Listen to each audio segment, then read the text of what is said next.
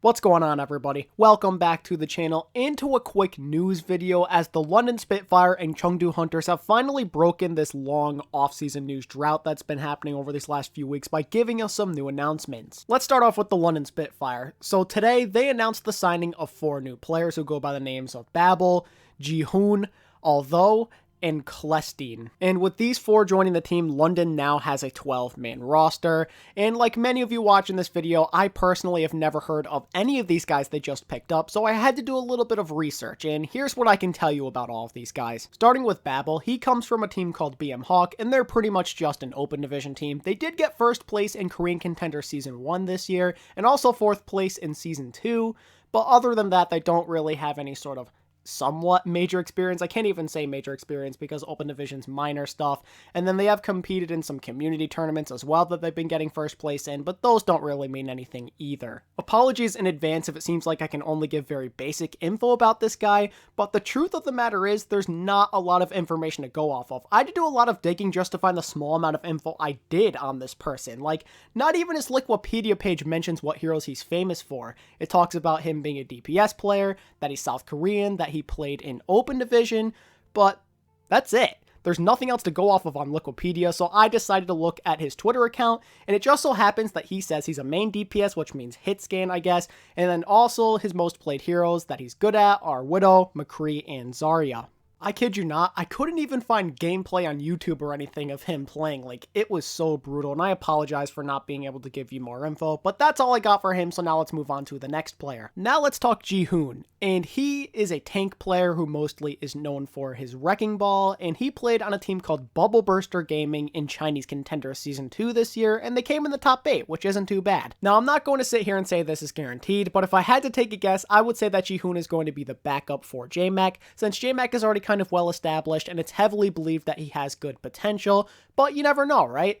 Perhaps Jiqiren ends up actually being really solid and he has a decent hero pool. I know he's mostly known for his Wrecking Ball and that's what he's best at, but I have seen him play some Orisa as well and he wasn't too horrible, so who knows. Moving on from Jiqiren, next up is Although, and like with Babel, he will be joining the London Spitfire as a DPS player, and what I can tell you other than that he plays DPS is that he formerly played on a team called Gen S. Even if you don't support contenders at all, I'm pretty sure most of you watching this video have at least heard of the Korean contenders team known as Gen G, which is also the academy team for the Seoul Dynasty. And basically, Gen S is like a sister team to Gen G, but like a lot, and I mean a lot lower down in the rankings. They're like a super minor league team in a way. Gen S basically just competes in like these monthly Korea Cup tournaments, and in the 2 that Although was part of, the team came in 3rd place, so not too shabby, right? And I'll be honest, I think Although is the person I could find the least amount of information on out of all of these players. Like, I could not find for the life of me what he was good at playing. I couldn't even find gameplay of him. It was so brutal, and I apologize for that, but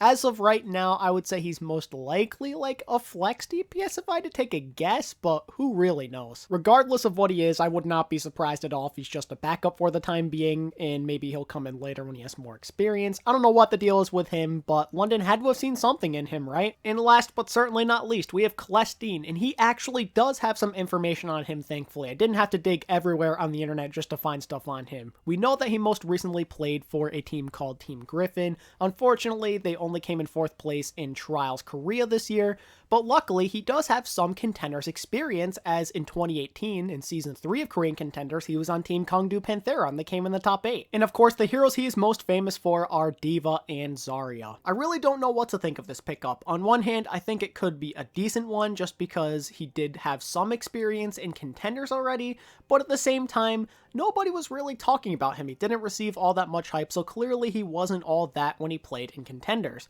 But I'm assuming, like with the other guys who joined the team, he must have killed it in one of his tryouts for London. Even if he offers like no significant contribution on a regular basis, hopefully he could at the very least make for a decent backup for Bernard. So what do you guys think of these London Spitfire pickups that they got? It's very interesting, and they're a bunch of nobodies really for the most part. I'm sure some of you out there have heard of these guys at least, but I'm assuming the vast majority doesn't know much about them. But regardless, make sure to let me know what you think of these signings down in the comment section. If you want to know my general opinion on these players being signed, well, I really don't know what to think at the moment. I'd like to see them play first so I can properly evaluate them before judging how good or bad they are, but let's look at this from a couple of points of view. So on one hand, I think this London team reminds me heavily of the Boston Uprising in Season 1, where there's not a lot of players we know too much about, and they're kind of from all over the place, but they do have potential. We saw Boston in Season 1 find success with this type of roster, but then again, we also saw them fail with this type of roster in Season 2.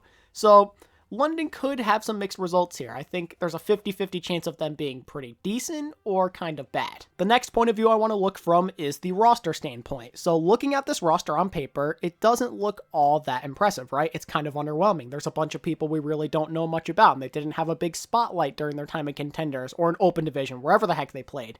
But there are a couple of players with potential on there, like J-Mac and Glister, so it looks like they have some bright spots, but we don't quite know if that's going to be enough for them since there's so many unproven players here. But at the same time, some of these unknowns could end up panning out and becoming true stars in the Overwatch League. So if you're a London fan, I want you to try and have a little bit of optimism here. I know it's really tough because they got rid of everything you knew. They got rid of your Prophets, your Gestures, your Furies. They're all gone, but you never know who's going to become a star in this league. One of these guys that you signed could end up becoming really good. Look at Fitz from the Seoul Dynasty as a really good example of this. So coming into the 2019 season, I expected Fitz to kind of just learn from some of the other pros because he didn't have much experience. He only played in trials and in open division. He didn't find a lot of success, but then almost instantly, like as soon as stage 2 hits, he's a starter on the Seoul Dynasty, and he kind of became a star DPS player as the season went along. Fitz was originally in the same position as some of these new London players. They don't have much experience. They only played in open division and in trials, but maybe one of them can become the next Fitz, you know? They could end up panning out and they could realize their true potential under the right situation. I know it's up for debate and that some experts will disagree with me, but I personally think this London coaching staff this year is looking pretty alright, so I'd put my trust in them if I was a London fan. Also, try and put some faith in your scouting team. I don't think they signed these players for nothing, you know? They definitely showed some promise. If you're a tier 2 or even a tier 3 player, you don't just get into the Overwatch League because of luck, you know?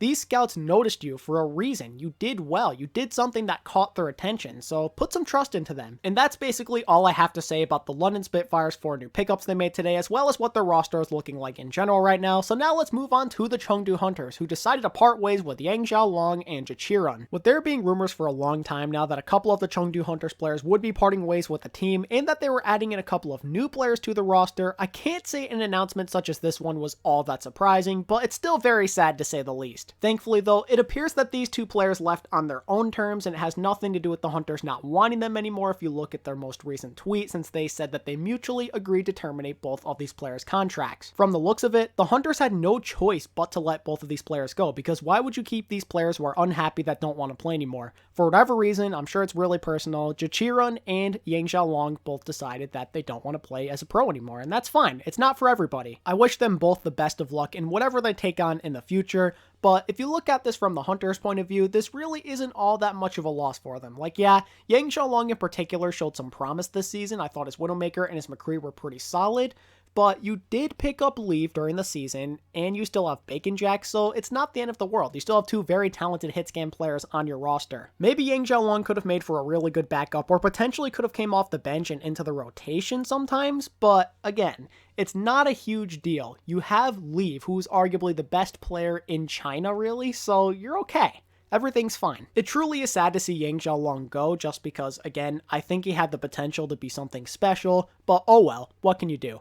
Now let's talk about Jiqiren real quick though. Obviously, it's not a huge deal to lose him since you have the Yada Chad Among and you barely utilized him anyway when he was there, but I can't help but feel bad for Jiqiren. Because the poor guy was stuck in visa hell, he never really got all that many chances to prove himself. By the time he showed up, it was kind of already too late. Among was a well-established starter at that point, and why would you change what's working for you if you're the Hunters, you know? It kind of felt like he didn't get enough fair chances to prove himself, but again, I can't blame the Hunters for not wanting to play him with how well Among was playing, but still, you gotta feel bad for Jiqiren. He waited all that time to finally come to the United States just for him to ride the bench. Like, that really sucks. I would have loved to see him play just a little bit more on stage, but oh well, what can you do about it? It's kind of like a similar situation to Yangxiaolong, where it's not a huge deal. Like, it sucks to see any of your players go, but when you have Among already, you probably weren't going to utilize him anyway, so it's not a huge problem. The only potential issue I could see is if the Hunters just have a lot of bad luck, like Among suffers from burnout because of traveling, and then Leaf suffers from health issues again, then you don't have Yangxiaolong or Jiqiren as backups, but that's only the worst case scenario, right? So I don't think it's a huge deal. And that's basically all I have to say about Yangxiaolong and Jiqiren leaving the Chengdu Hunters. So with that said, that is going to wrap up this news video. So if you did enjoy it, then I would appreciate it if you could hit that like button and sub to my channel if you haven't already,